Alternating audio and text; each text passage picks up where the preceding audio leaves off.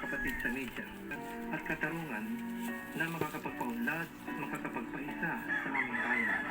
Ipakaloob mo sa kanilang magandang layunin na gamitin iba't ibang uri ng media sa pagtaguyod at pagpapatibay ng pagkakaisa, paggalang sa kapwa sa gitna ng hidwaan at makatarungang pagpapahayag sa itin. Iyo silang bigyan ng katalinuhan at ng bagong mga malikhaing ideya sa kanilang paggawa ng kanilang mga likha.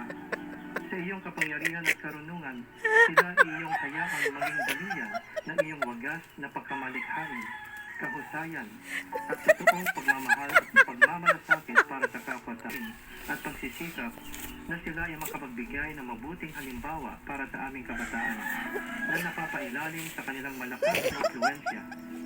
Nawa bigyan mo sila ng tamang mga paninindigan at mahubog sa kanila ang tamang pag-uugali at pagtalima sa iyong mga utos upang mahikayat nila ang aming mga kabataan na mamuhay na marangal at matuwid.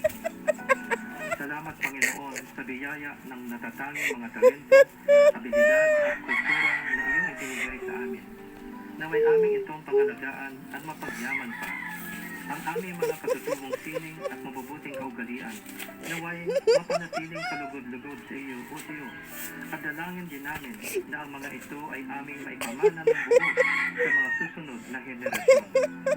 Sa aming naisin na pagyamanin ang iba't ibang sining na iyong itiniyaya sa amin, kami o Diyos ay iyong bigyan ng kahusayan, katalinuhan, karunungan, pag-unawa at patnubay mula sa iyong banal na Espiritu.